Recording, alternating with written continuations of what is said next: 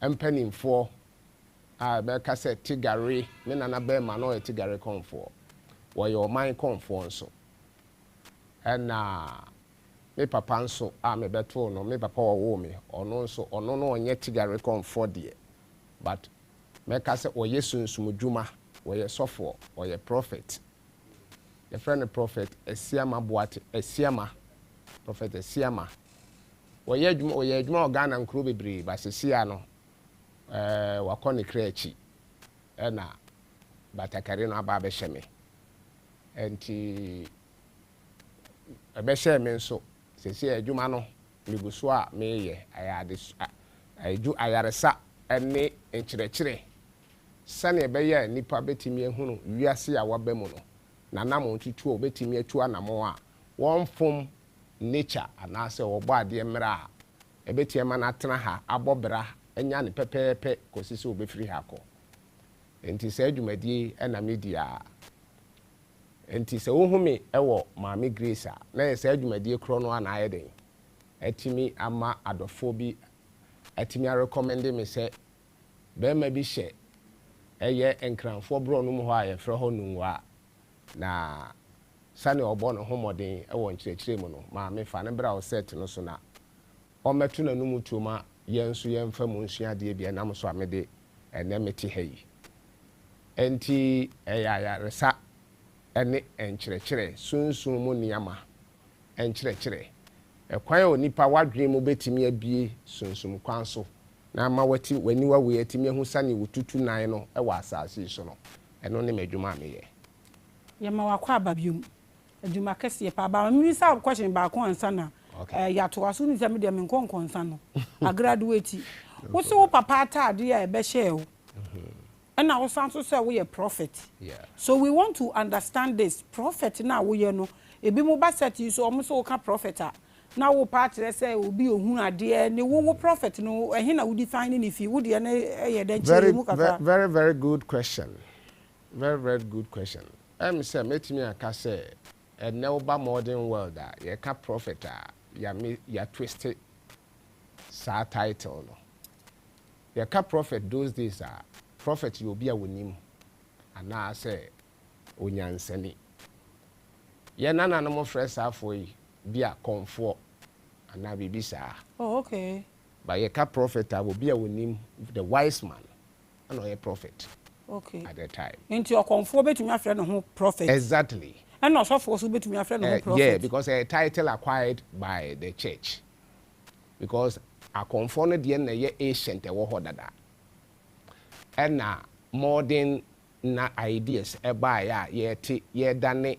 ye bo nipa no aye nsore no ya adopt ye kwen sa ne ye fa sa din no e de ma won wedi edom na chi no ana so mo di dom na nim no but enkane no say ye can say obi the wise man ana as a prophet ana as odifo a say ni pay you be a one deal with people one on one they deal with nation building community building and make us say countries and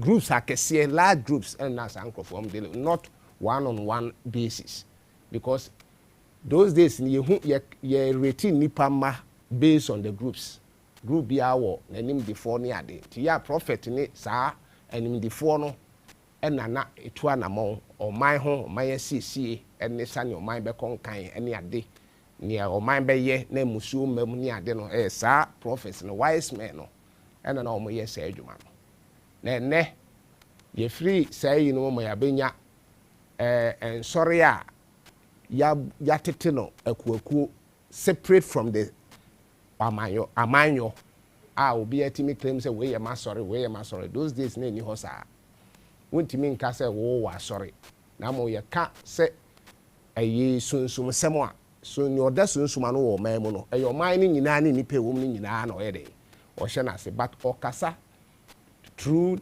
the connection or relation to ni awoda sa wo man na no a nipa ma no no hwe won so na ya wo mutan ene wo modeli enti ensesa abamu no nti say ye bone tofa na je say wutu we ye polished or comfort. Am I correct? You are right. I can say so. And they say yes, I bio. Say yes nso your comfort. Ah. Yes. This is something that will blow your mind out. What do you mean? Jesus or your comfort. Chirem. So your comfort and kasunsum ne nante.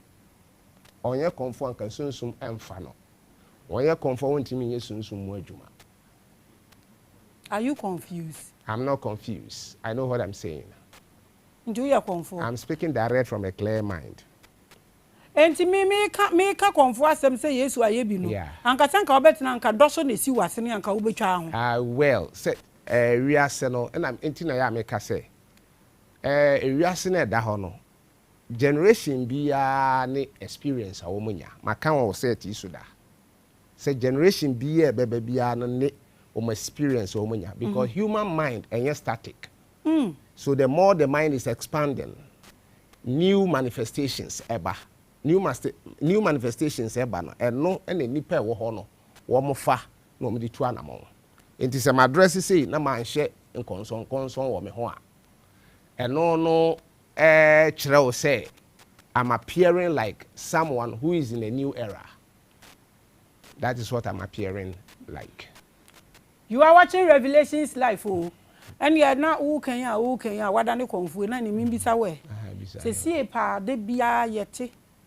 Yes, say, ye nananom no musum abosom enye ye nananom no mus ya baby a wo befa bia no na abe problem no. Sasem no e de na wo kan wo. Ne ametimi aka ne say ewiase na e da ho no. There are manipulations everywhere. Enti manipulation program bi eba wiase. Na won we push no.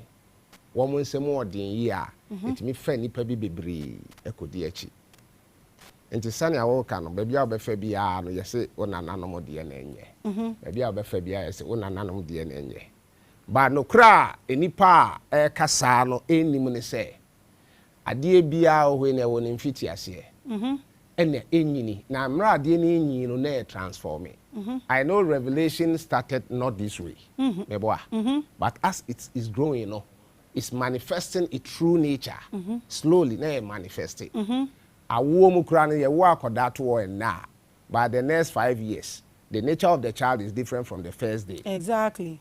Do you understand? Enti bibia no go through transformation. Enti ye nananom de na wo mo ka se enye ne no metimi aka kire wo mo se enye ne say is because they don't know anything about life. Those who knows about life know say eniama enyini adwene nyini na adwene na mre enyi no esesa ne ma manifest enti se ebia ene obi frɛ ne ho sɔfo na ebia ɔse me de me nkom ana se me de bia me nhyehyɛ batakare bi no ma tete ye beto se na nanom hya difference abemu ane se new ideas aba afiri adwene ni mu e de niam afoforo aba enti niam afoforo na aba no eno na owo wabeto nti eno ne ade a obeyede obeyusu nti eno na wo use but in reality that do not make you different from the old because we are duplicate from the past nti me kasa we are different from the old ne ewo ho ansa na enra ansa na ne baaye no enra no na ye pani enye ne nti saa na ade ne tie nti se ye betimi ate saa de na se a me feel say we can do away with so many conflicts that you find yourself in terms of religion. But because of yen ni santi asiye no, na fe the way na religion were well defined in the past. No as aye loose thing. Obiye timi be wuram no ye ni ono ape, no ka ni ono ape. So nye sika kakra na sika matumi be didin sam kakra otimi ekasa de we ono pe a amanfo betie no na omasoma ye omode no madi na chi a ofese wanya ade a woye. So based on this errors no eno na ama enipa bebre adwan be ye omo se so bi ye difo ene ana oye sofo a ono no onye konfo atade tete konfo atade na bi no ohye broni atade obotai nti no na che se ono no oya de foforo bi from tete ni no ba sunsum ensesa ade sunsum ensesa na amom enyini sunsum nyini but ensesa enti sunsuma nyi aba beto na woda ade foforo bi adia eno nche se won no mo in the past no wo mo dia no mo ye no enye. The only thing difference is say woman no more in the past no they were serving the divinity at a certain capacity, and you too today you are serving the divinity at a certain capacity by using the same force we call God, or the same power we call God. And it doesn't make any difference. But so we need to asia and now for say oh ye be now you will be a compete, and out of competition there are problems. Wherever there are competitions, there are problems. And it's our problem, and them say, you are facing it today. Into the crack, no person would say, I saw them now, you why, see, assume Jesus near the Adina, and the same year, and I'm the same thing. The only thing is that things have changed. There has been modifications. The same thing. Me see Jesus, when you come for, won't me, my castle or in Yamia Juma. Because Yamia Juma, you know, Jesus be, you know, a come ne chassis. I come can Bible no from Genesis war bano. Bones or better say there be a me catcher and for say there is a greater fraud in the Bible. There is a greater fraud in the Bible. Say Bible no can free Genesis ba. Genesis ne bedroom say 25 to 29 hono. Yes, I'm ready by nyame bi be free be maybe. Asa be man nyame ne be free no. Or friend is won free ni papa fie. No one call baby for or bechere no. No call her or beshra na mana be nyame.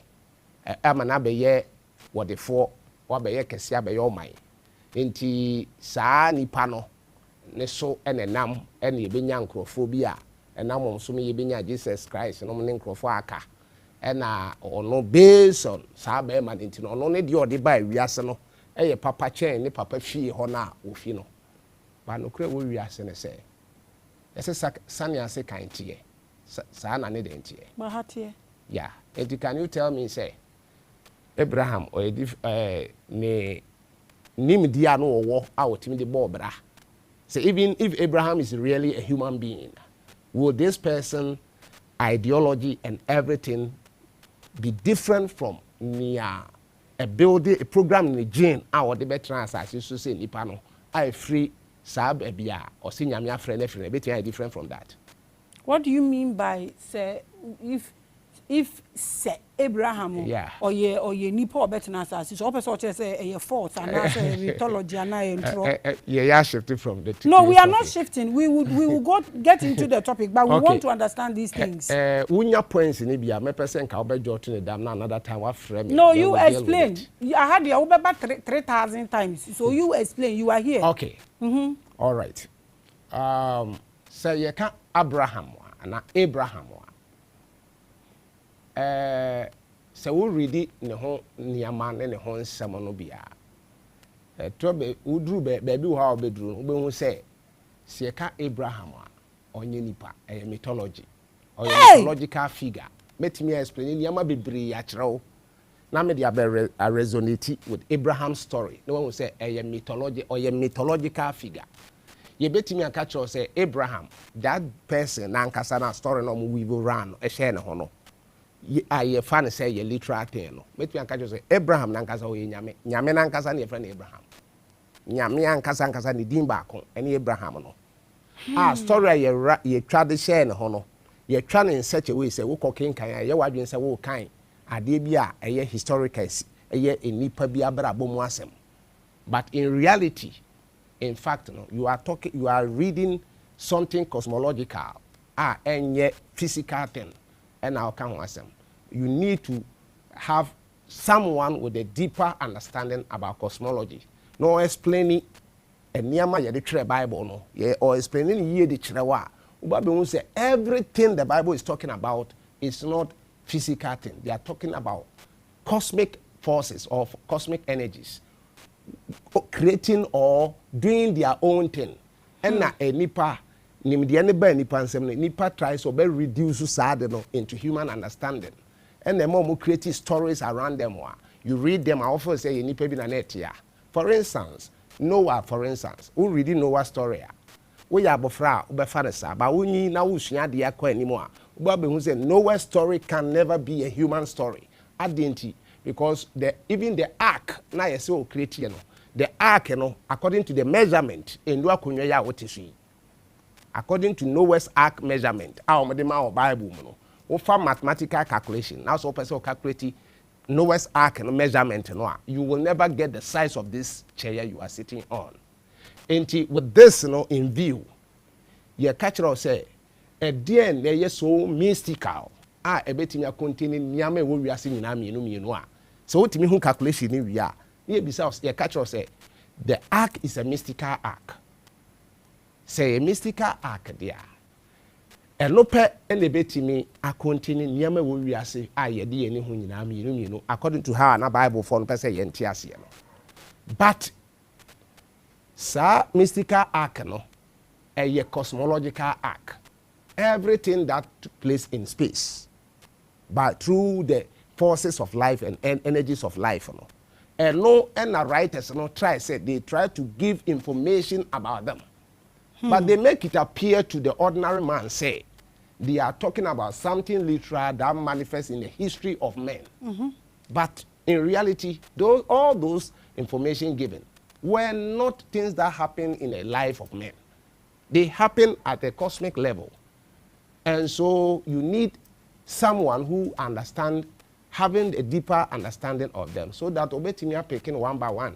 No what you are doing about so no one who say, hey, yeka ark no a ark no ntimi ye ade a nipa e na pamo ye physically otwan ya ane ade opamo ye na okofa wiase abode nyina mienu first cry ye nkola no na Bible ho no o say ye 777 somewhere in the mid 90s and o medane no 2222 so my reason no logic mind any reason and guide you. Let me share na hunu say even was sono kra po mienu adaka ya pama ne kese ndu box kra asono mienu rinko enti siden na Noah's ark etime ye bibia e fa wo dem ha kra size yi eye say 3 to 10 times the size of and 20 times the size of Noah's ark. But what down we cry kasi yem fa wiase ne yoma nyina mienu meguma enkwa ha ekwumpa se bone be wi obia yo so you have to do your calculate well and be able to understand. If you are a mathematician I go school I see maths na say your maths are figures no try to convert them into your meters and centimeters and see says ark no e ya de betimi afa truly and near me wo wiase nyina mienu ana. So on this basis and some of us and me who say you read the Bible and you say everything that were put in the Bible was an ancient cosmological knowledge and the writers are converted in the Council of Nicaea for are converting again bibi here a nipa betimi read are relating to ono ne ho na akoye bibi say nipa experience but they are not human experience. They are all cosmic experiences. Okay, so na Bible na nkasa no impact ben na say ye behu no ade kopoten a eye dan say ye hu ni say ye nipa ho nsemi a anka de ben impact na de beba nipa abrabom na ye hu ni say ye nipa no so no e de ben damage na de aba ya abrabom. Me feel say emra ye hu ni say ye nipa no I created so many flaws. Nama so many arguments develop. Nama so many anger as spring. Do you understand? It is enka yebehun say something about the creator at a certain dimension of life. And no much rodiama and say yen kind you who san your body and a yen niyama out of the human vision. And come first say no sa argument bebrebe debate akese platforms akese so no sa na me nyina will be a waste of time I hu hia but because of nipa o mo hwehwe Bible no so buy no their secret motive of controlling the weak minds of society of world society no that's the reason why so mo ye ne sa enti wo be gidipa na che so abaye obi a wa yira no krem unya gidi by the way o mo pe no no a no why you be a wabe yira e wo no krem 2 it prevents even you to know who you are. And therefore, you'll be captured and kept in a lock and key box. I won't mean free mumpie. But yende nyame say, "Wo mo ankasa ntro yo mo twerɛtwerɛ no. Bebre no na okɔkenkan a challenge the true authority of the Bible. Am I in some of us? Yetimi investigate na ma yetimi kasa and reveal the truth that were hidden from us through the Bible." Aya ade bi scare me pa mami bisa wende. Okay. Ade e wo me amimu. Okay. But ende mi bisa o. All right. Wo be hu se titimire ni mu no. Yeah. Se power change hands a na eye ekukun ene ma power change hands. So we share from Kemet the Bakushi mo omo border so the Babylon bedruga eye kukun na Roman Empire di bedi so na Bible na akoye te say laws a guide obia now enkrofo hu niama enti you could see say paradigm no shifted in my head. Okay. My own opinion. All right. Paradigm no shifted. I believe so much say enya de kuku bia ebeba. Na ya medwin wo madwin mu say omo ye African sheep said ya omo betumi edi ye so ye nkwanda nyina. Na sesie na paradigm ayi na shift na nkrofo ni nyane no.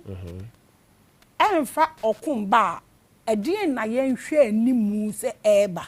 Because in Crawford, the American minim say be a once we read between the lines, you know. Enti eya me bisa say e die be nkwan na sa power change no e be fa so a e beba. Because ye hu say eba. Minjin di say e be ya kokon. Na kwan ben so na be fa so sa power ni betimi change hands.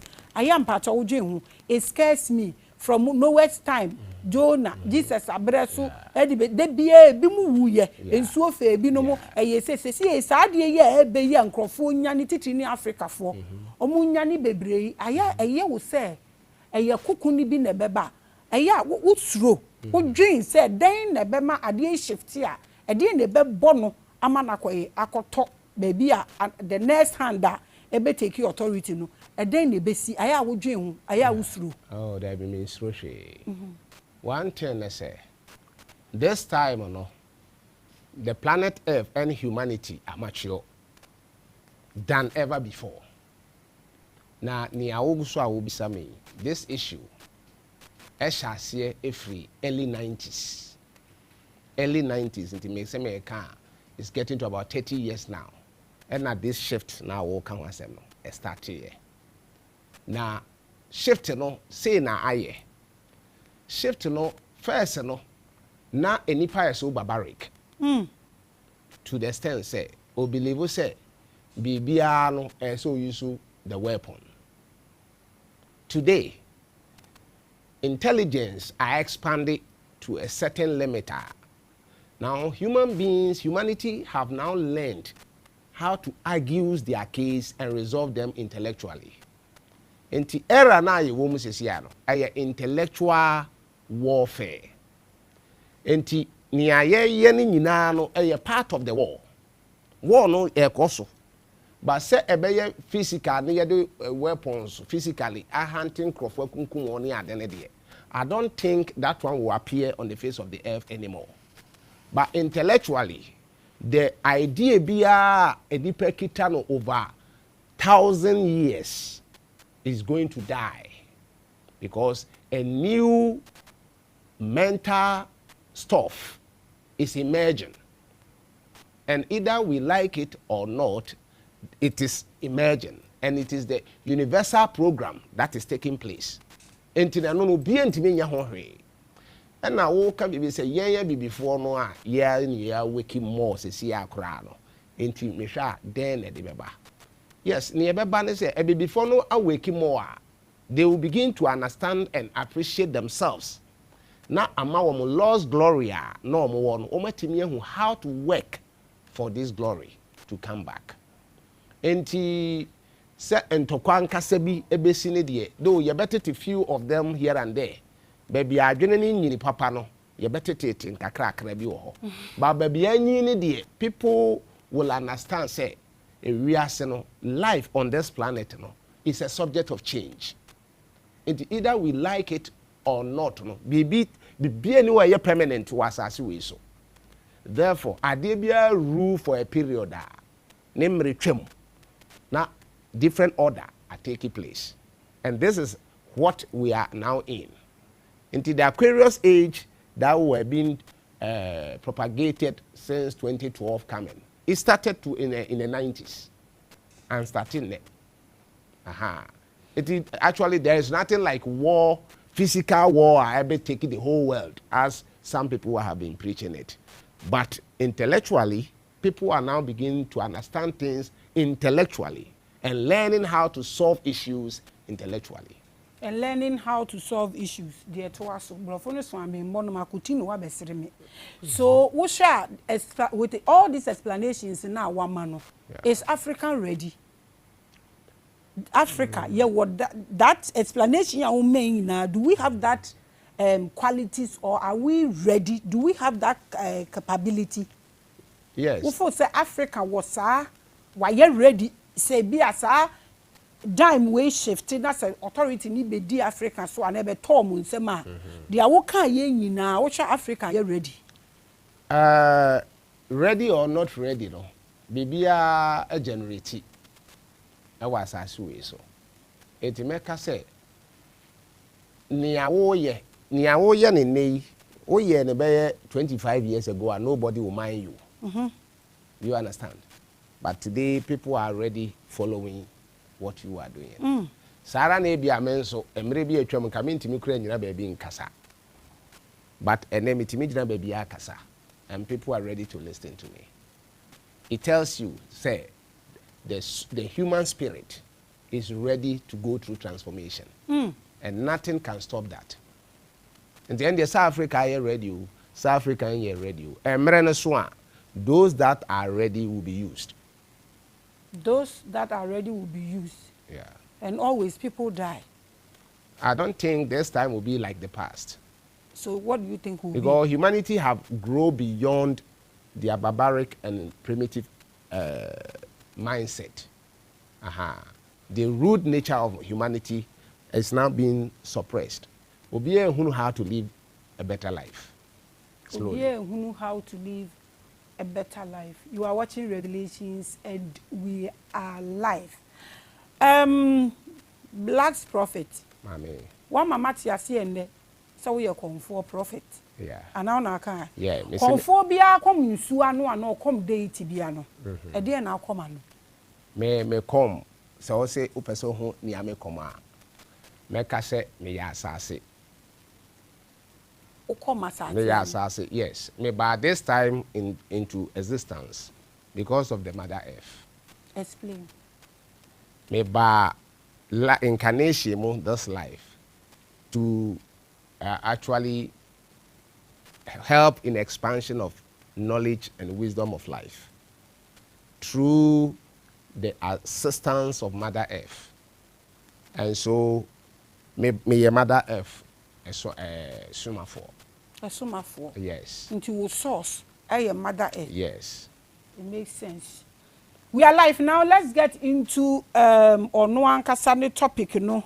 Na afe yenko Francis Adams. Or say I know one Catholic priest who Maame Grace is enjoying. I may enjoy oh, some me concern. My boom graduate na me nyansu njai. You are watching us live. Until we are going to delve into how to find spiritual solution to physical problems. Black's prophet. Amen. What are some of the solutions I hear one of spiritual world? Solutions ben ye wo anka ye betumi dia besa honamani ohaw nanso ye nim na ye apply.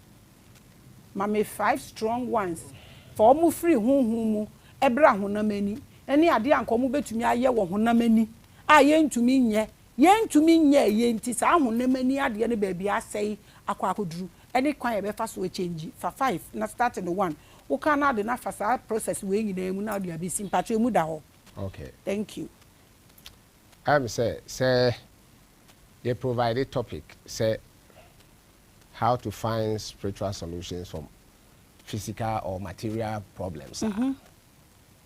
A topic be a broad because it cut across everything that humanity is endeavoring for. But sana me kan you know bibia a system a step by step. Enti so be a pese wonya adibie wo wiase mu humu a I just say nipa ne try say or be find the root cause or from the source. Going into the source, you know, that is why human beings or humanity need to learn to accept those whom the divine has empowered to guide and lead them to the truth. If they can do that, then they can see that there is no difficulty in life, but the difficulties in life only exist at the level of our mental judgment. That's where the difficulties of life actually stands. But if we can go beyond a little bit at our mindset and then allow our mind to expand a little bit beyond our look of things, we will be able to probe into the reality of life and know that this world, everything is accessible, and therefore there is no cause for alarm. But because we are not doing that, and we are always looking at what our eyes can only see and comprehend, this is where the problems of life stands. And you know, me me pese ene me be chiremu me be machi 40 ase nyina ne se ewiase we no trosem ene homa horo bebiri a kire se efiri baabi ene baaye ye ka se wiase free baabi ene baaye a some of us we know say a physical world we efiri onyankopon adwene mu ne baaye ene onyankopon adwene mu ne efi e baaye no eno no be ma ne be ye onyame abode ena yenso onyame boy ense ne seso nti o ma yenso saa adwene na wo no o ma yembi eye saa adwene ni mu na de bia ye pese ye ewa aha no ye bibia ni bibia fi a etimi ba outside, but there is a process, there is a way of being able to investigate into the mind to bring something from that level to the physical. And only powerful as I see a sick ni ye try say be tread on say ye ma ye kwa my judgment of things na da bia ne ye ni hunu kwa na pese ye de body ni nkodi akira eno na e ma ye problem say den eba.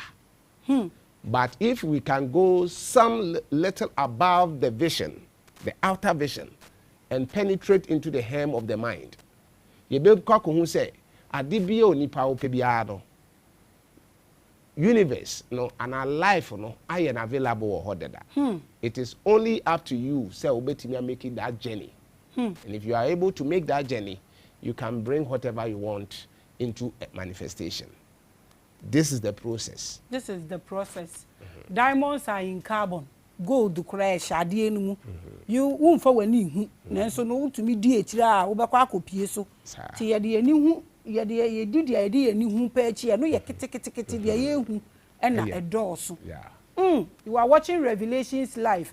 And you know, like I said, my 5 things, 5 different processes not done in the same. So what you said, explanation ya woman. I want you to take 1, 2, 3, 4, 5 different things. Now if I emphasize process in the moon na be do saying, and I any say na ye say anything na be we say. 5. For instance, Oba Ghana ha, yenka Ghana se Oba Ghana ha. And then the abaso ne say obia pesca or so ko bi ho. No akọ pesca. Obia pesca or so ko bi ho no akọ pesca. E de na mana bansa. Ne ma bansa na say onipa mpese o take responsibility. Or pe bibia on a fast track. Into there be already made. Through the search for already made, and also accompanied it with problems. But there is a way out to this. Way out to this, you know. We bet you be Bible commentary. Or so funny be and say. Stress them say, any person sanya be content. Contentment any physical, any inner thing. And if you want to learn how to be content, you must train your mind and your heart to accept what you have. By accepting what you have doesn't mean say limit yourself to that which you have. But so your assessment, say, do I need something beyond what I have? Now say me here something beyond what I have. Niya ebano me na me the ye be den me the ye be. Because nipa ye go ahodo nyame ama different capacities. You will be our boss as is no so hwe nipa be 2,000. You will be our boss as is so hwe nipa be 4 million. You will be our boss as is so hwe nipa 5. You will be our boss as is so hwe nipa 1. So our responsibility here to take care of one person. Nase and taking care of one person mean won't ni say nipa ma be nipa mi no. It is usheni ya nyame de ama no. Nase etimi eko beyond that. Na che say so we try so obey content. So when say there is more responsibility and you are being called always for the responsibility, then you have to submit all your worries, to the one who has given you this assignment. And a day inner traveling, inner journey, because you can only manifest anything when you can travel into your own mind. And call own mind, you can lay your supplication within you and wait for response whilst you are outside here. These are things that people need to learn, so that ma ni a ohwe nipa be 400 no na brabo ene wa ohwe nipa 2 no e brabo unko ma wani nkodi ni ohwe nipa 400 na brabo nechi. So we are competition be a wo because enya yes partners is a competition. But in reality no utimi have good assessment of yourself. I won't say really you don't need the 400 nipa man responsibility. Yeah, you don't need to compete with anyone. Ebimpo nipa na oye 500 no wanya 499 ondu ye ti said ya wo de ba akopɛ na wedu no because at the end of the day that's your purpose. You understand? So satisfaction dey be very very important. Now you can say being satisfied and any vision ye ni nyamedem gu ye ti hu ye ni wa we ntimi ye satisfied about anything in this world. But within you, inside you, in your inner recess, there is a power of satisfaction within you. But our power no betimi aye adwuma. This all my kwama faculties and nyamede ball a grow. This is where the spiritual people is calling. So people should try to find a higher path, a knowledge-based path, where they can be impact to be able to get enlightenment that brings understanding of life. So enlightenment no achieve Emma ekum worries ubenya will be a responsibility 4,000 people no so hweso. So who san exanipa no born e bra. Wa wo de even 500 no. Won ya worried because say ye hwe abode en hwehwe ne nchichemu mu a. What me achieve target. So where stands your worry? Or your competition that will bring enviness. Now if you be set in. Do you understand? So how to solve problems with how to find solution, spiritual solution for material problems, it lays in understanding of spiritual things. If you are able to understand spiritual things, you'll be able to solve every material problem. You are watching Revelations live. You find this how you see, and then your first time obi share. Obebi san say how do I solve spiritual problems? No, you solve material problems. How do I know spiritual things? And sanamako use they are solving material problems. Obi share onim spiritual things into obi sasa question we. Very good. One thing is blacks, Africans, utility as CFS said knowledge start with our individual selves. It starts with us. Now, knowledge is starting with you, say what started drain abrabo ho. There be a me so nipa bi a what I drain abrabo ho pa no. One nwene no pese me nkumi nya kwan so no. Nature ba e bibie na adwene ni yi. Se wabrabo nye obi a wo drain pese me nkumi nya. Na mom se wo dwene ayedi a ebeba na wo waye party a nature ba e bibie wadwene e bibie wani. Emma wo sha ase se wo hunu kwan a nature kasa. Because individually no ye nyina wo certain aspect of nature within us. Sa aspect no have a direct resonation to anything nature will do. And inti no see etiminya santi ase no. But how do you get an understanding? How are yetiminya nti ase and say obi sunsumu nti ase anasa abrabo mu nti ase no. Yetiminya be free to say platform yetusu ya ye kasa sese. Your friend golden tongue wisdom. Golden tongue wisdom is something you pick from the environment anywhere. Radio set be obi kasa or radio set be so. So we pay attention. We won't say nipa na sem na wo kan address adie bi a e wo wabrabom. This is one way to get nature's voice. Ebia newspaper bi ukojina newsstand ho a wo hwe mu a na caption bi attractive. Wo hwe caption ni dia to say no sao words ye gu hei ene me kasa. This is another way obetimi a connect to nature. If you say you can nature no oyade a enye visible a obehu. But yet nature no or one visible things and an instrument I will use. That instrument na nature ni use no. Eye me any wa wo hwe me. We are the instrument of nature to manifest itself. Enti no say yetimi hu say obi ka bibi na ye no kre. Though oye nipa hu no in the form like you or in the image like you. But yet in some way free ni mo ba na extraordinary. Straight away you have to pay attention. This is how you do to track communication from nature or God. If you can do that, me kwa nanti bebre no ebeti aba form. Because every day nature use bibi e de kire yade. Every day nature use bibi e de kire yade. We your penny now or man nature timi use oba bi a waba wo life mu oba wa no wo life mu. Otimi use no di nyansa sembi to ne tekrema so.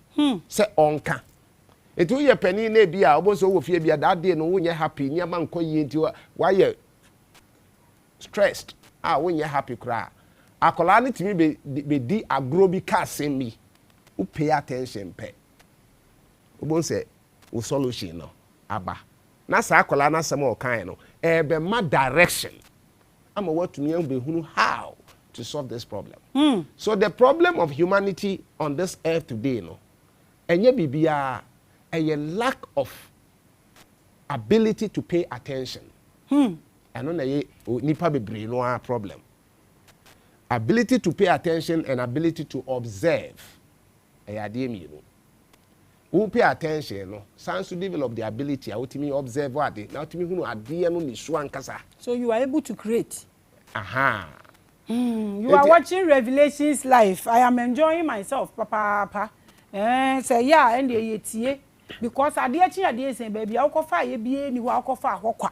Nature do kofa ho so do befa ekwan bi so mframa bi so edua bi so e de akasa kire we kwan bi so say nya wo nko ana wonam but so when developing all these things we beka say we de hu we chese won gihwe ndi ni wagugu waso agu bibia ni wono me ewo so na chese wada ache e bia wo bia nature mbumpiri unu nya no nya ne kese pa titu aso. Okay.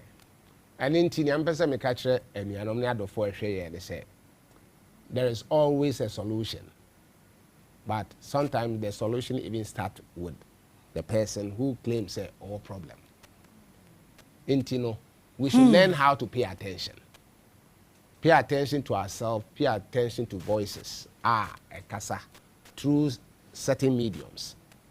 Na yetimi yesa yebehun say emre bi beba no na ade ye feel say yentumi nye kra no no be the voice ayeden ama direction who tries to be experiment with that direction you'll be solving your problem.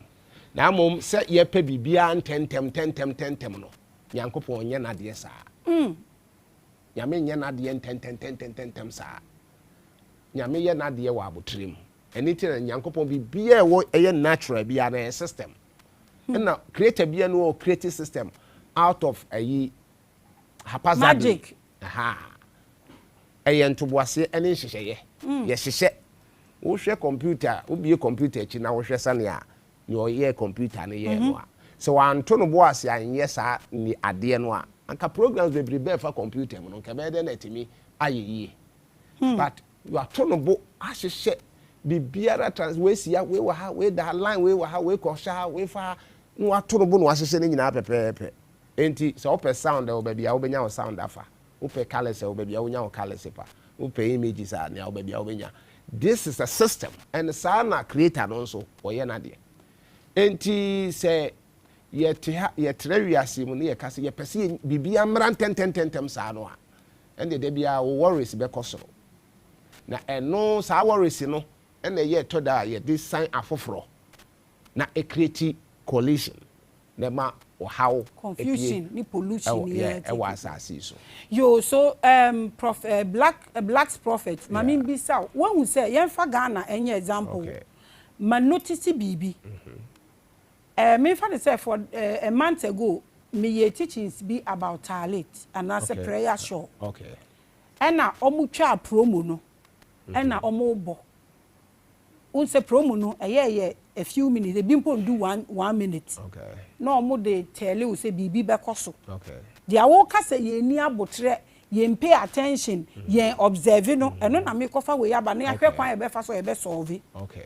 so a lot of people no omu hwe promo no na omu kan insult but we know about this engineer na ye did the main ye did the whole episode no eto ho a particular man called me and I say opamecho obi ehun no not any dem but o frame me say me fa the born in che no hwe promo no o chro comment bi no ko share full episode no and who say wan kasa ye no ko delete comment no o feel say on frɛ na on apologize some can say o meti ase shouldn't worry these things ekoso pa even kwa mo yin full video ni wie ye no obi nim se promo de ye peace anka min pay attention min you observant na min ko hwe video ni nyina na min hwe de e no they won't do it that is the nature of the black man. Why yes why may attribute to be to lack of knowledge and lack of maturity as a human being because you can human being a process. Yes, you will better hono only body ye kese no na is why a human being. Human being a process. There's a lot of things I say human being who unfold it. Na Emma utimbe a complete or perfect human being. Na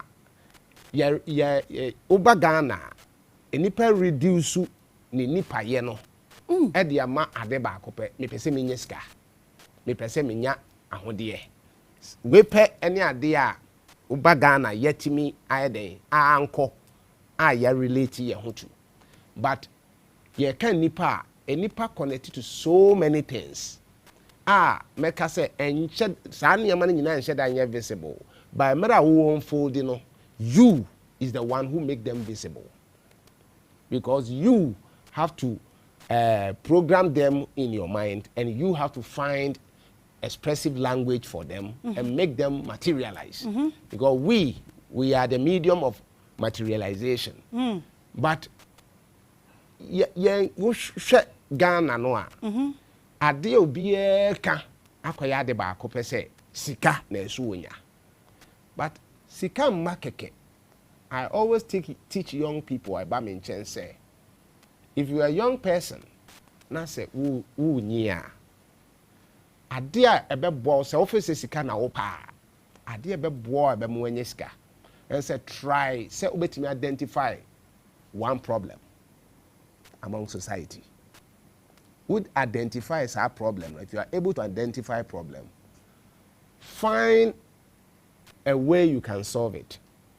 Say a ban say so ukoko shia now master the noa. Go and learn and master your means of solving that problem. It is by solving problem that one is blessed to have abundance. Enti enye about say wa wu ni adwuma ni bibia wo de won saye obi di oye na wo fam wo try to bring it down down na wo ni hwe ya wo ye no yet wo so wo pese wonya mansion how can you gain mansion when you have nothing that produce that how mansion? do you manage it What you say enti eye me hunu say eye the way I educate ye ho as people in a given country the way I educate ye ho na information I tie sending it out. And no, now be common information with everybody. And to be able say, or you're part of some information, into no, sunny mass product. But life on Tessa. You are watching Revelations live. I mean, to me, Bisako, keep your questions coming. Say, who feel said they are all can be what are the up. Now, what are the up? We are learning together. Your comment section is the biggest blackboard that lecturer be extra the opinion. Any the no so they can no edit to so the to so ani na ye film ne ye ko Bra Coffee TV or say the actual means of the actual fight now the actual fight san or war is now between the human minds and the minds human minds. The minds is at war now eyampa nipa what you say no how do as Africans I think says ade we ya de ekoho ewa ha for example endra ball yi omo boy yi na yare ya no na yare aho at the moment I yet said the other people go say Korea for say one for ahye na enkrofo na Uruguay na hwan omo nso be fie bi no we were rejoicing. So I was like, you are now rejoicing and celebrating because your opponent and now your enemy no is also coming down. What kind of life is this?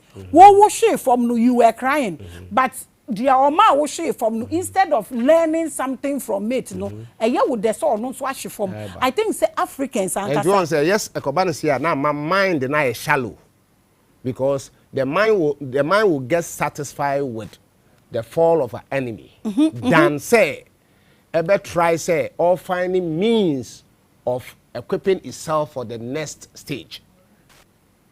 And if you don't mourn, you don't get ideas. Into no quite celebrate you be the no na ma will fail and to me focusing just say the problem ni obi so ahwe from me you're satisfied. I move. And the unconscious how do I solve the problem I personally have? Why? Are you okay? It happens everywhere. Just this even social media, you be investing. Why investing 1 cedi? Obi invested 10,000. Ni growth your problem. Into no shares na uni ni nyina nyepe. Me bisa se sa subai no. Is it a case? No, it's what is not it a about? Case. It's not a case. It's our culturing, how we were being cultured as human beings. And no create our problem ni nyina. Because you can say onipa yetete no, ye culture no. Na maneti mi abeye nipa eseso ye. But then ye the culture nipa. Ye the culture nipa eye information. And to the quality and nature of information ye the culture, that is exactly what you become. It is always studied carefully. The later part of 1980, Urbano. And I mean, yes, Urbano. Ghana, ye nyansane ye ntitiye, and society bemu. Sans society na produce nia ye huni nia yeti sesia. E de ben society na bemu. And society ebemu ne se, madi nkia kabi. So ni papa de a say bibi kan bi onam so benya no so ofa so say your papa say your body so ofa so na onya because society is expecting something from you say ebia say sika na wanya enipa mmisa say akwa ye de nya sika ni enipa ne pa ne say oh asemesi wo sika me ko akope bi oh kwadwo won say ne me 2000 mfa nyama de say kwadwo benya 2000 afri obenya 2000 nya ne problem. This is the change. But can no what the idea kura kofi ya baby sa ho asem sa ade we wo dia be wo di free but ene sa de no eni ho it is a shift no ena anya sa impact ya Ghana ni pa de opade no kwan bi e be fa so be ba se eye papa o se e boni o enti nia meka ne se ye hwe today's generation e ho na ye be ka se ye morally bankrupt. What is it? When people become morally bankrupt, they don't care anymore. Yes, that is what happens. Now, morals and so a nipa bi na say some ye den, wo mu initiate near the culture wo mu free ba. But all share yes societal setting today no. There is no models wo free ba na betimi ahwe ye positive. And this is where your problems in now.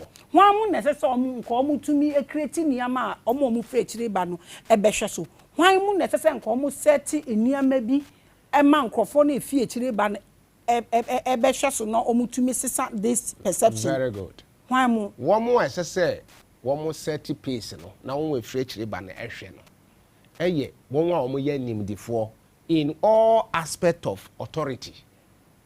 In all aspect of authority, say ye teaching authority, say ye kingship authority, say ye governance authority, MP minister, say ye pastoral authority, whatever authority, leadership is what must set the example so that those who are coming, the following, can emulate the example set by leaders. And uncle from someone you hope to say, your future to say.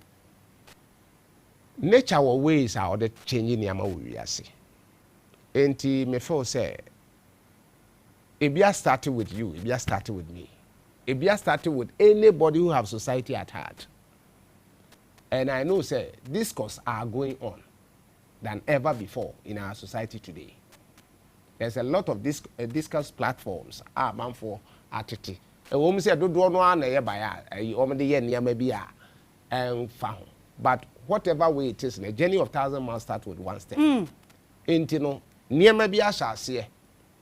Now I hope say a time is coming that people will begin to see the light and begin to toe the light, the path of the light. Daniel answer. Or say, Mommy, I think we pay more attention to negative news than the positive news. Why is this so? He is very, very right. Why is it so? Yes, I think I make a last or show you to say, a camia say, ya no, a can't no me as more than in Shira, our country. And one waka on Trefonus, I tread the abano. Ni any pen ni mune say. So sorry, anapa, na dia a wawa dream no. Who contemplating and no, and a bit me a PR. There be a nipan tries or be careful about things. One say identity. Say, oh sorry, anapa, na wo bomb umpai bonnie say, Erade Shram ne Shra wo nipa bia or what Ghana ha. Sad yeno nebe manifesting. Because we call the archive of the universe more. Sad statement you know, I record it tells the universe the need of the people. And it is a need in a saber. But the empire bo ewo memhano eye den. Obi e bo empire e beti ono no betimi anya obi atena no so. Enti no eno na ye problem no. Until say be start here who say collectively we grow, collectively we stand. And therefore any endeavor by anyone must be concentrated on collective effort. I think say eno no de enye yi. Ezi ye penny ye dia na see ye timi kum individualism ni ye ma collectiveness e manifest. This is where we can be able to bring about change. You are watching Revelations Live. This is why I always say love and hate. Because you divide your one, you intimate reinforce it. Na ya ye bibia mana aye. And then now for said so much division abayente because also first na uko villages na makasa asem weda ubehu se onipa we ebusua ba akoma cheche nkola nim we mu didi together abata ba akonya mu ba no aduane pa 5 obi awoku no ma no aduane ni together obi atibia akoma ni kunu na din impipe mu aba. What exactly brought this? Obi ebeyifo na fie chese basa. Maame Grace, why? Who pese wo? Me pese mi hu. Me pese mi hu. But I think say winning. Minim sese. Na minim anka mi bisao. Sa. Minim kura se ne minim. Okay.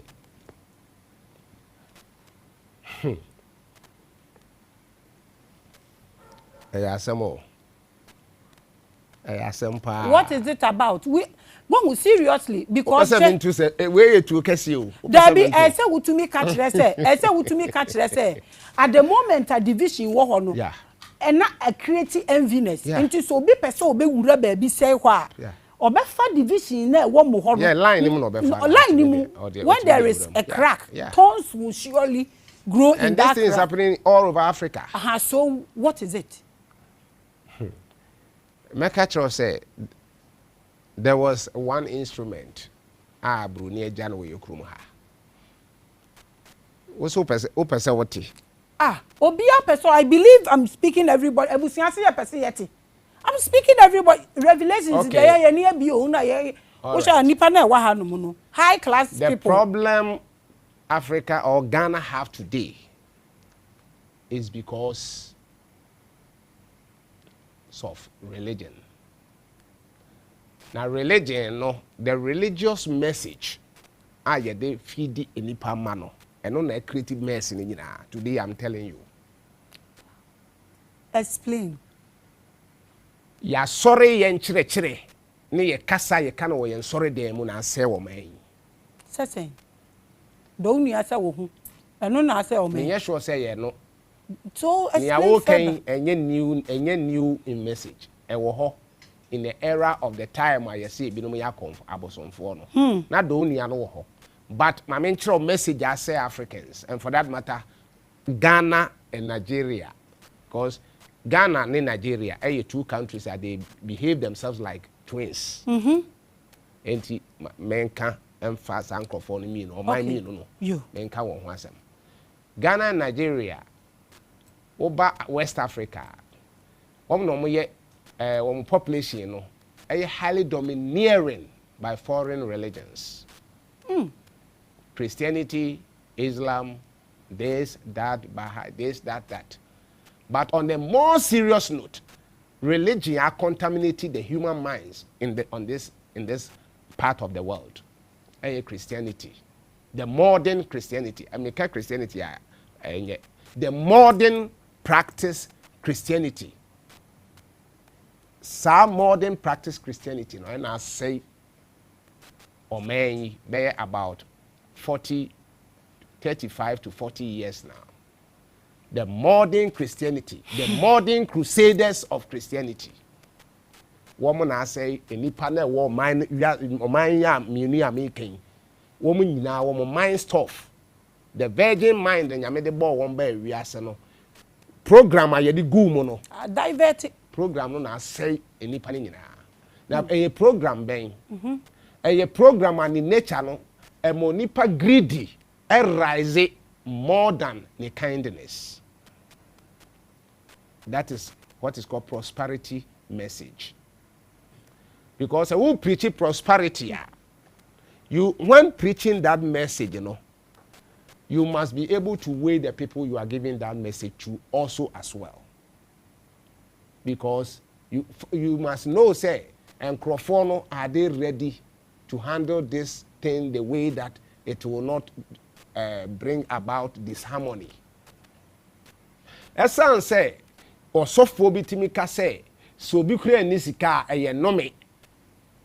So we shall kutupa. And now, buano. So we shall kutupa.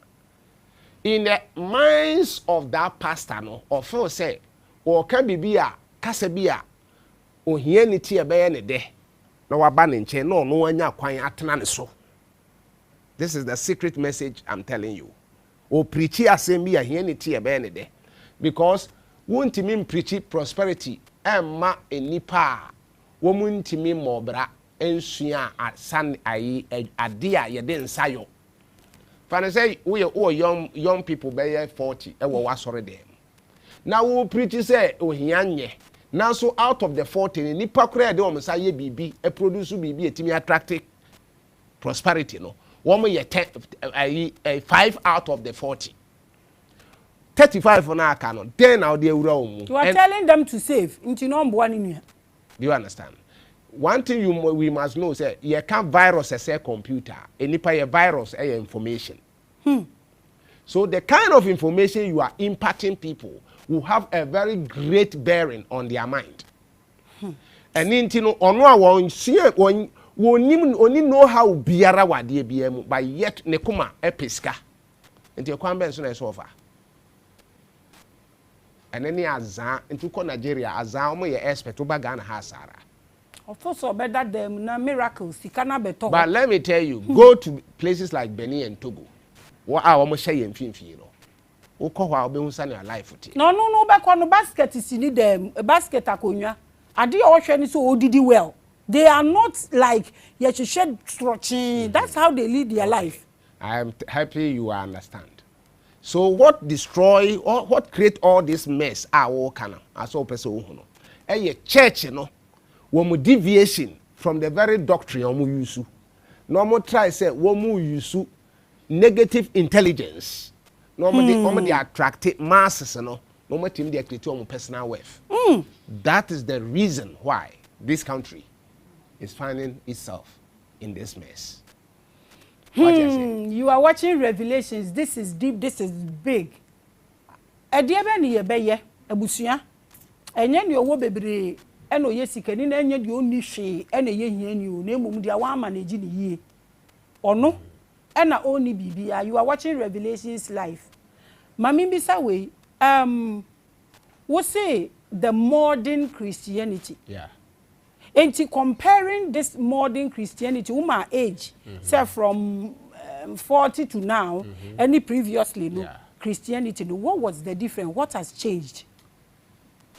You know, a kind of Christianity you Ghana ha message, you know, no more money, one more banning in eye about the unia, Nanya means Semunshira, Boa Yonko.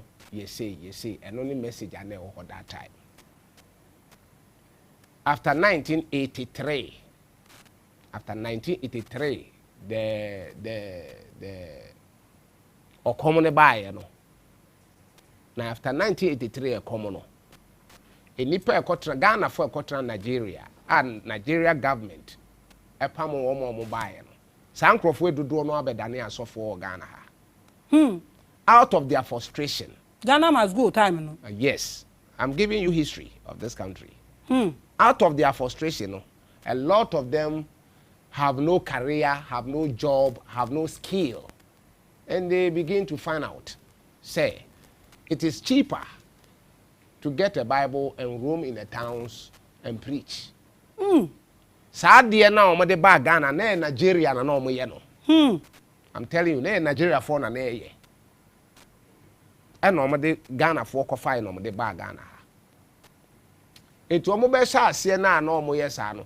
Asofo ne do so na fe amema asore ye akoyese a competition among believers.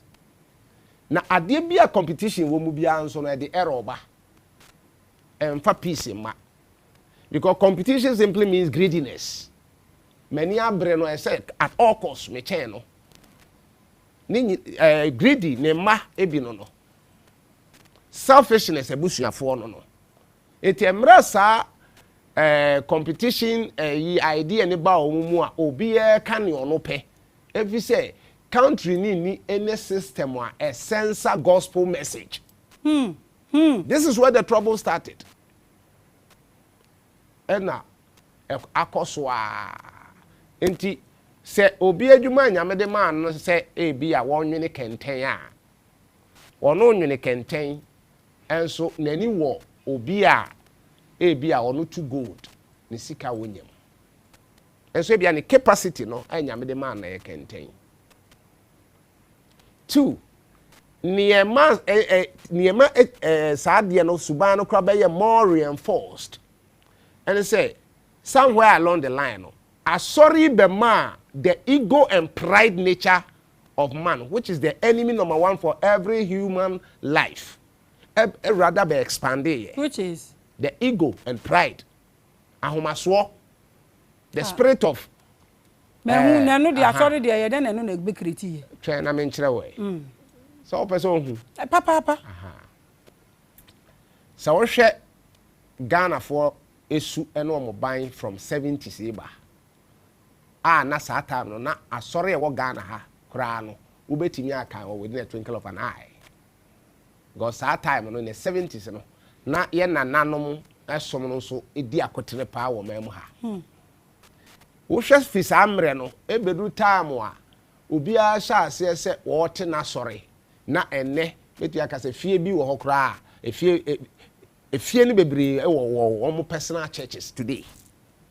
No a wo hwe fisa amre no ba wo behunu se na ye nananom no esan say wo mu use traditional knowledge na traditional knowledge na ye togetherness no na obi ni sika kura wonye worried because o ni sika no still ye bunu wo fie because bi a ono ni sika otimi kwa fom kodo e ma banche ba e ma yetimi wo fufuo ma nya bidi what you say satam no impuatwa enhye de ni Ghana fo abra bom bebre se ne.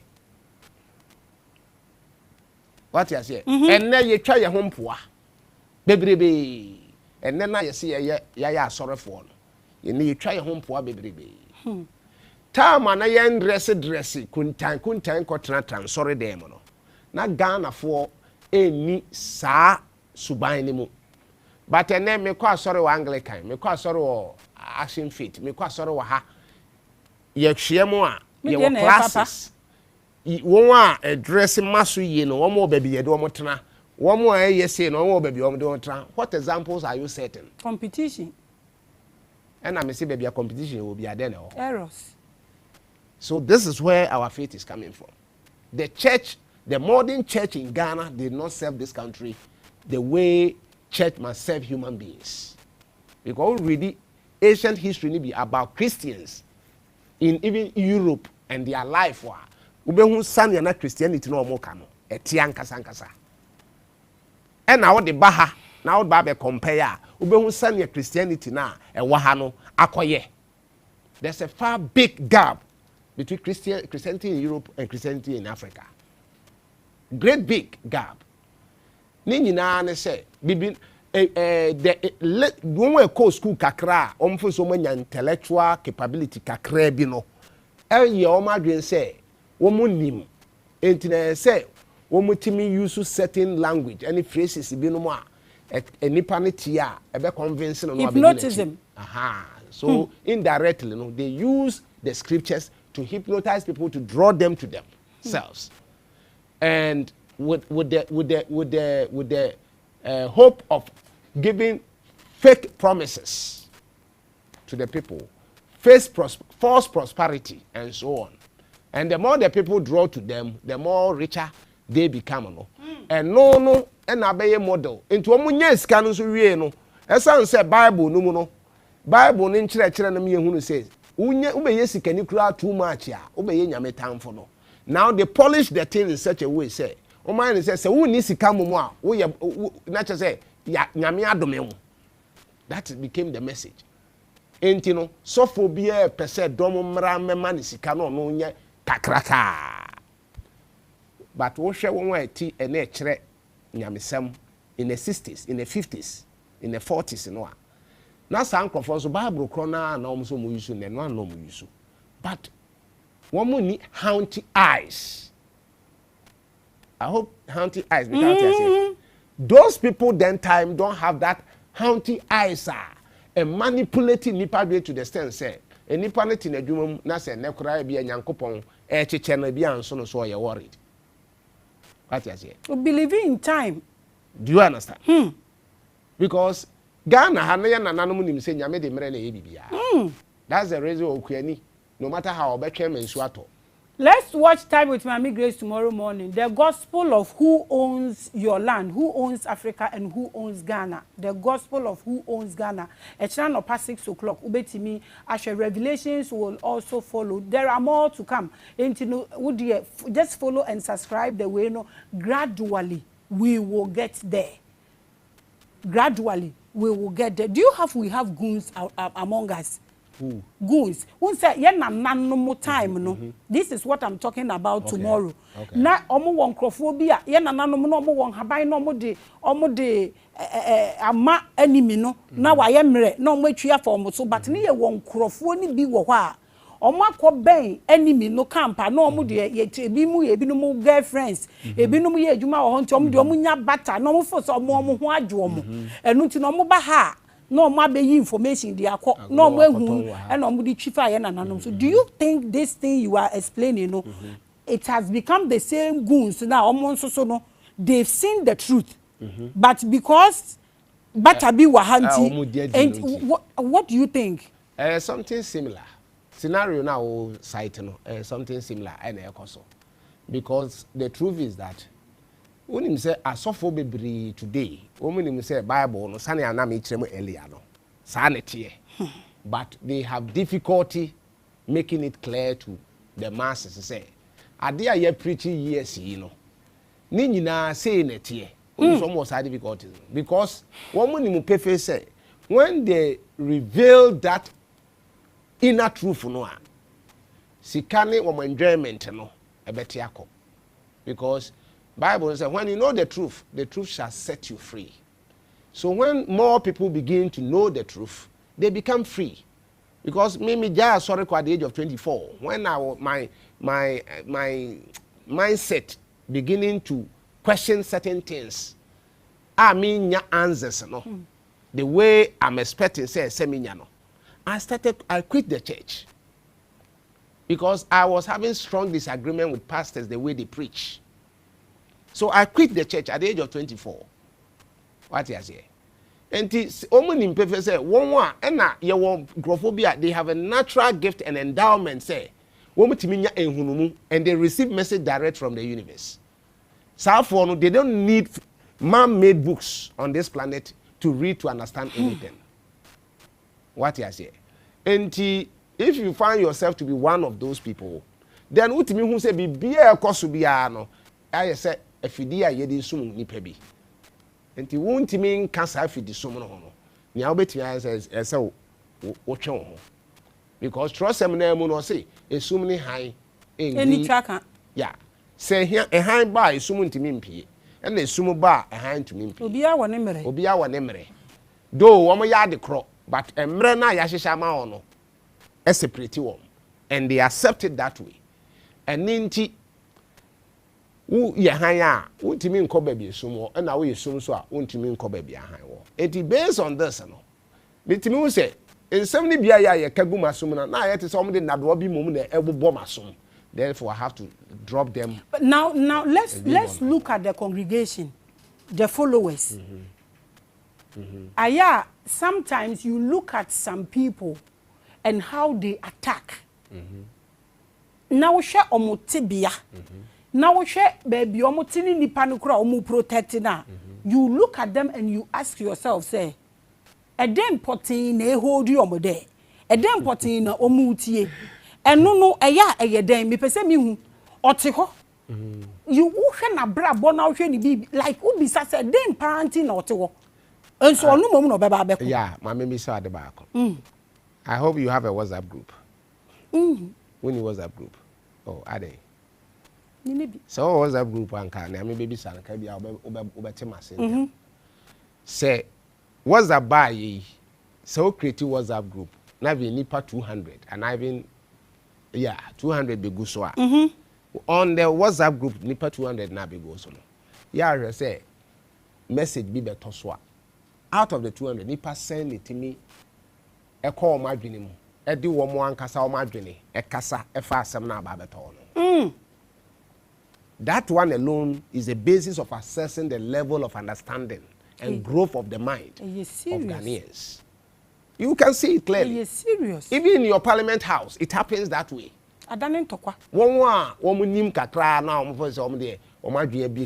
always dominate Ebenum because Ebenum kwa brofuna eba no na dey fa ntina ne no aye din no si wo no hwe ne Momfa eso ebi ananka senka eye ne obetumi a obeti ase yi a obetumi a contribute but brofuna eba no the way an nature tie no how akese eye no odwe ho a no waka ne session no fe otie proceedings to nyate ye pa no so aye bi let's say ye nyina ye koi. This is the fate of this country. Chere say adwene na nyame de ma nipa e no na ye ni tool a or the be operating on this in this world no. The adwene no enyini is not expanding. But the only way to be able to challenge falsehood and then nyama say just say wadwene we are expanding. And na adwene no so expanding. Enti na chere say sania woken sa na abeye opportunity may be no. Enti ohun sa minds na aba ne nche ye weak. Enti ohwa no pe assembly doko bi no wato de ato wo mumu intentionally. Yes. Mo se no mind say ntate ye hu na sikiri. No mu nyina ko fom eno ho. Na ode no nice what they hypnotize them. Oh yes so for the ye good pa o. Yes so for the onim. Yes so for the say. Enti this is what is going on in this country. Se wo hu ye de a nye koso wo Ghana no eno ni. Enti obia person ote asore no nyankrofo hypnotize wo. What is because we want to say minds no e weak. If you want to school kra problem. Because who go school na we university no nkyere se wadwene anyini o. Let me tell you because you went there to study what somebody has written from himself. Not from yourself, but from himself and make it an authority for you. Whilst in reality, say any pan only nyina possessing the same attributes and qualities. But because of all the no makwan ne enyini ntino, watwere homa bi abeto wo e kire osane wiase we ete. Enti eno na wafa. Sane book ne kire wo no, eno na wafa. Whilst if you know how to go into yourself and allow that power in you to expand, book no de abeto anim no, say ka no kra wo nya fair even title no kra pe obetimi e say ade bi wo mu. Book we papa ne title kra timi kire say ade pa bi wo ho. What you say? Enti a lack of mental growth. Now me feel say platforms like this ni see nya no do organ ha be boa mamanfo asua de e bi omo adwene. You are watching Revelations Live. My baby, some last question. Now, for you, be some for questions. Say what platform? Say, me remember my mukwa na ya for course on so. Me ya yen it. My last question, and now my last but to one question. Okay. Ghana for brofu. Brofu kasa. Yeah. Any a brofu. Nipa. So for prison na abakura no you broni a. Yes you broni. Yeah. Inti brofu. Any obroni ede na aye yen adan ye hu a na ye hu wi nyame. I mean I want to understand because I thought there be a one omo ye ade bi na omo say me pese me boy particular group bi din omo say we ye panin oda no ye say no omo ye ni interview na asem na all kanu ni obisa the question no so asem obisa no utimi hu say na we o ye den no ko gina ba bia we gina at the position no won e ye den pa no ko gina no kre wo mo ne say niama enipa bi timi ko gina position ene say Ghana ye hwe merit biem. Ghana ha ye bibia ye wo mamu ha no is not based on merit. It's based on who knows who and who can pay for what. Not abilities, not merit biem. And anything they been more could baby, I will with you now raise questions. Or you qualify, but be to me a man qualify. Near man qualify and also in Yadia, a bit to me a man demonstrated abilities be any. Yes. And that is why you see our country the way it is. What you say?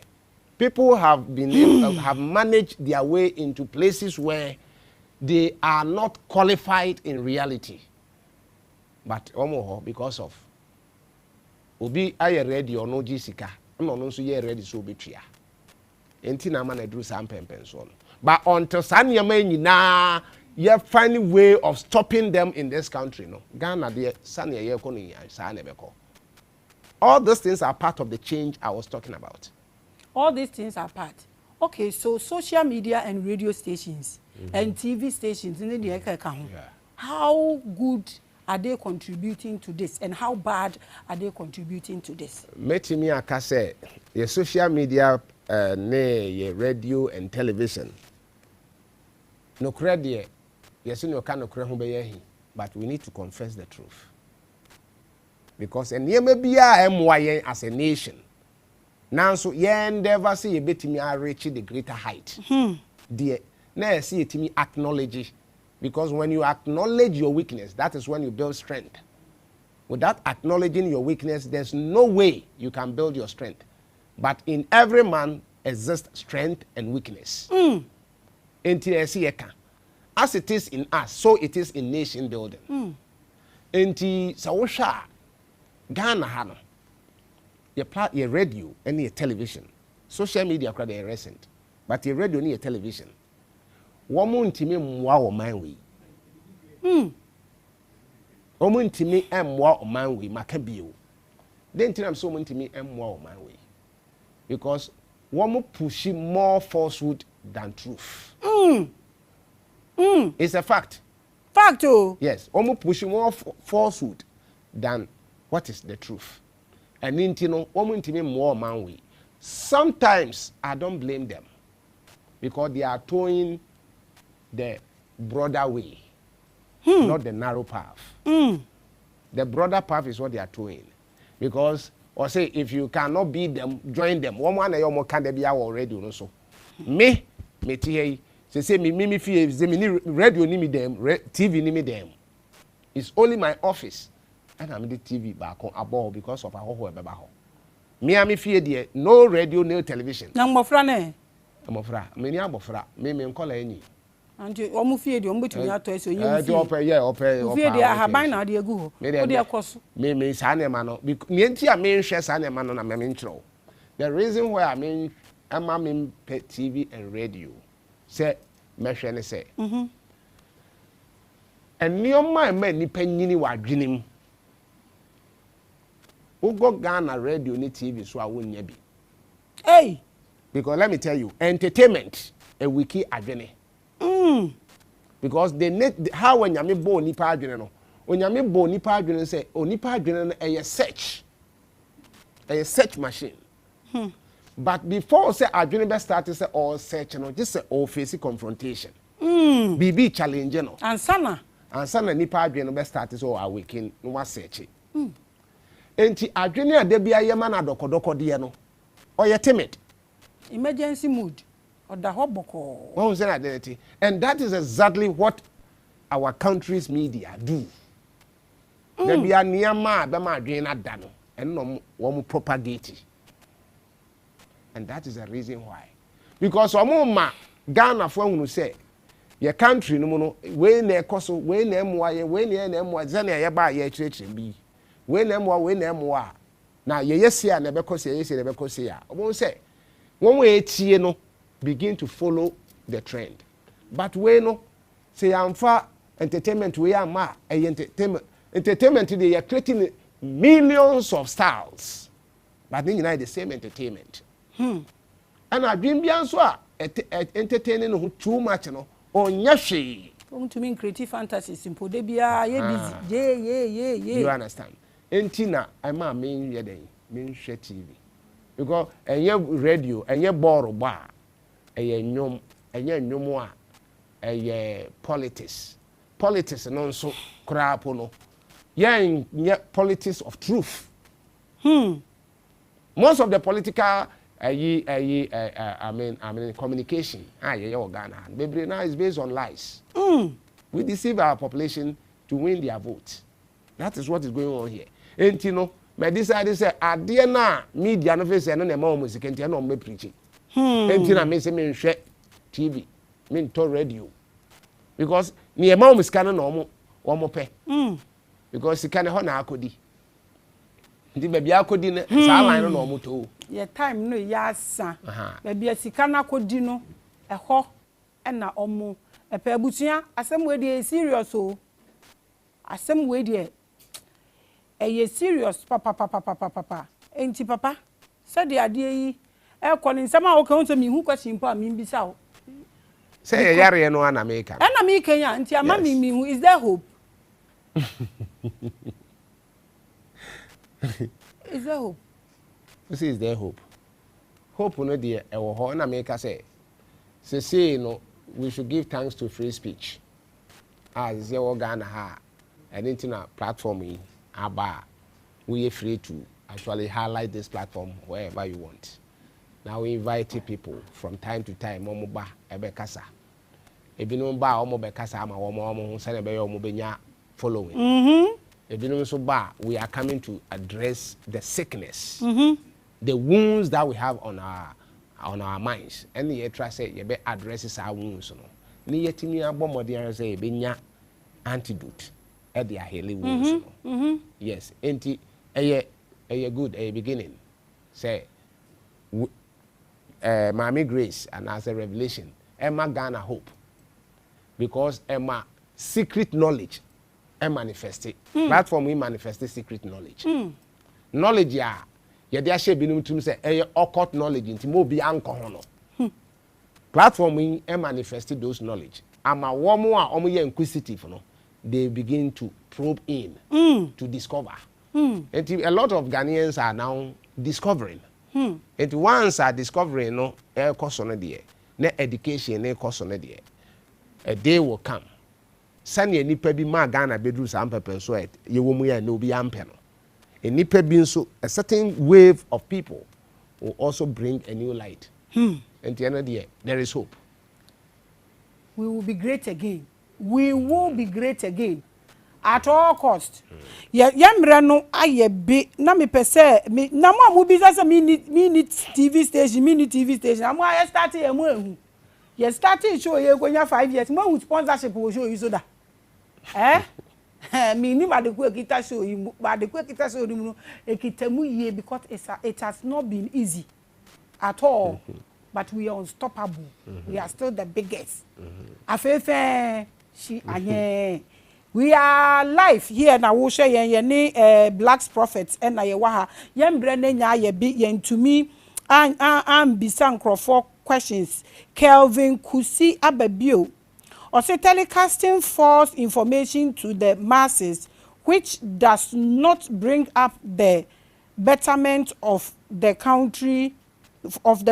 Oh Ghana Erade kasa be kasa wate medofo Erade be kasa pa emre na ma ye kwan ama ye ntumi afa phone call ye besan apa ne chewa hwe se eyade ye nsa betimi aka ne biomu a na ye de na ba na afa ye je no de ye bia ma mo na mo amobisa me mo questions ne sa e de akọ ye Zoom interview no aye open nti ba bia wo bia no wo so wo betimi afre na de awo woka no na won so waka e wo Zoom baby awo bia wo betimi follow platform no new things are coming up wo betimi follow Jerome TV e ho no ye ka honhom sem e no wo graduate free ha na wa jampe aba ho no mo o chana time with Maame Grace e kasa me kasa about the gospel of who owns your land, who owns Ghana, the gospel of who owns Africa. And no na ye be discuss ebusua ade sani nyinara no na emre esesa ye se ewiase twa ne ho a na aba besi nachi ade ato ye mpen eba beto ye biomu ana ade ye betumi edidi abeto ye pen so ana ebechi afa ye so papa ye tibia ye womu yi ade ne ye nhwe ne ye wo last words niama mienu two vital things esi ye hwe ne ye pa na bibi shake sesi a titiri ni Ghana enchi afa ye so na meka say se obibi e behwe ne yi a ye nhwe information a ye ma ya dwenje information ye ma ya dwenje na ye number 1 ade a se hwe so wo je information bi a hwe se information e ade a e be expand wana se information a e be ma wo be kote bia wo mu dada na mu no you should know say anye progressive wow you will progressive information wo a what ya a mount new understanding about life, new horizon about life. Sa information no and they say there be no scavenge for. Now enye ni ade be ma wadwene be yesane na etie free mra wo 16 years a benya 40 no sane etie no sa na ete no enye sa information no. Enti on a serious note no, we must scavenge for information that expand our understanding of life. And only ni ametimi akachire tie for nsisia. Ena ebion so no ni ameka on etie for say if they want to gain the power of their mind, they must start learning how to meditate. Meditation is the key to expansion of mind. Though you say Ghana a prayer country, but the truth is that prayer do not affect any change in the mind. I know the population of Ghana, a lot of people pray, but the truth, based on my own personal testing and examination, no, me who say prayer do not affect any change in any human being's mind, because prayer forces you to use automatic and familiar language.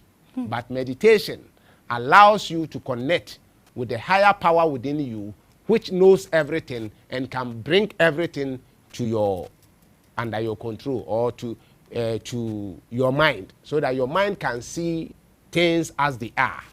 Until I can say they should try and meditate. If you don't know how to meditate, find a meditation group, join them, and then learn how to meditate, so that you can master the concentration of your mind and allow the mind to expand itself. Why do you be and I will tell you be around you as Thank you so much. Yeah, that's it, meditation center. No, maybe we the yamba be femu na. Yeah, was set. Yeah, yes studio for meditation. And you know, to me, yeah, invite you. Now I be record bi ama ye. Said they are meditating, because we realize that a lot of people don't know how to start. Ti be a studio no ewa higher bi. Ti obama ye day na wa bana won so wa be record bi e de ama abusua. Asema wo de wano aka aba abonten no. Aye life a was expiring date, because what come and pie aye nkwa aye honam na emom dia wo ka wo wadwini mu no eno na ye nyame pe enanim nti na meditation hu ehie yie. You cannot be spiritual without meditation. Nti no ye be meditation center wo betumi ne ya bompa ya na waba na wo ne ye abebompa ye free bibia ye wa ha bia ye free. Odofo yewo asudi kese ewo yenim ade ba ku bi damakoma so, because me say me nya sika won anka meye kwe barrels meye I don't even understand why up till now we use cutlasses to weed. Just say ye increase what even just that part eye me problem kese abusua momien try say ye upgrade na ye liberate ye ho, so we are able to make changes in our own small life. Because ade came to mean tope e ya asomdwe wo so obeka amana bro, so na me ka we na me twen wadwen asibibi so ahaya yeti utwu mu time 5 years ubekọ akura nase na se wan ko sesi a 5 years ni bedu na wo bekọ no na ehọ asa na wudi wukurom na nso unya baabi entena uba nkran ha so a wabeye hoho January enen ado start obia bomodin no nkodo 2 acres 5 acres ewo ni kurom wudi edua banche chinigari na ya banche mmore powder na yentumi nsi ekoma ebana no, because in my own little mind for 2 years ni na me preach ekoma oba ma dwini mu no de ye me ne se ntokwa de emba no yanhwe ni ya ekom ena beba betwi afa ye so January na adomre no aso bebia wo bia dan wani hwe wachi 2 acres kura na wakọ akoye dia own sika de odi hia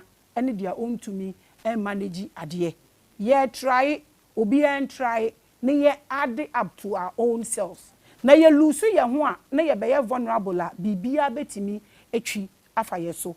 And na ye Revelations life with the black prophet ye de ne beba biom ne ye bie phone lines no atum na obia ebisa ne question, because ye mere no ayebe edinya megiswa e de Maame Grace utimi frɛ me Labraska utimi frɛ me bibia ope na echina napa ebo no nsia Revelations will come your way.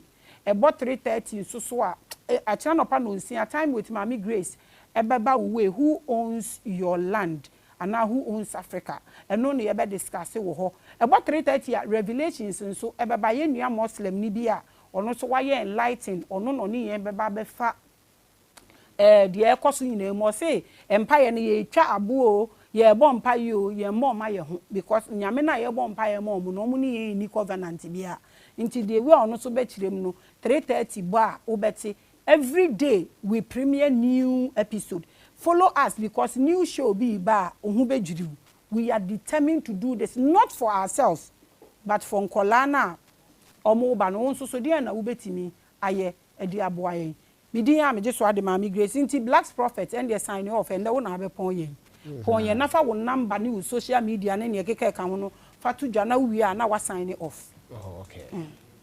Yo etie for em say baby a ese baby enna ekopim ya na pitri baby a bedu em say ye the show no e ba na wiye na Black Prophet me contact open me a obenya eye 0543 24 36 38 0543 24 36 38 me were learning group platforms I was WhatsApp me you know ba ko ye so wisdom empower class wo pese wo join now frame ya mema link no ye disua de nko a na ba ko enso ye Black's Love knowledge empowerment enti obi biara o pese o join sa platforms yi bia no o ye welcome me da mo nyina ase mo a mo hwe yen eda Maame Grace enso ene na adwuma ye fo nyina ya da womu nyina ase se womatimi akreti saa akwanya yi ama every day no Ghana ni bi ete ade foforo a eboa no ma na adwen ehas eye den emu bie waya ade pa se ye bo na ba so se waya ade se enipa bebre nya sika but bra wo mo de sika ne bo no enye bra pagya nipa but me feel say Maame Grace say you no anu nya sika no say ya don for na boa no whatever way be or no fast or the nya sika or the set is ade ma Ghana no me feel say waya ade enti ya danase na sane waka no oto ne nsa frame a anytime you be frame ya say me mekere ma ade ya meba ya dasi papa enti me center me wonunwa ayi brigade number no number no I offer 0245 4010 no 0543 24 36 38 I obenya me and na offer a Vodafone number we so 020 162 8947 and also fra obenya me Vodafone number 020 162 8947 and also mofra mo benyame me da obi ase yo ene dia me di twatwo ni Dr. Bernard Yeboa osi mowes any cheap mowes ye cheap everywhere who wish with cutlass hey papa yi koko ase ye di mowa na edo banche ase ye di mowa na edo mini ba bia wote na me de mapon why awrade nka ho bai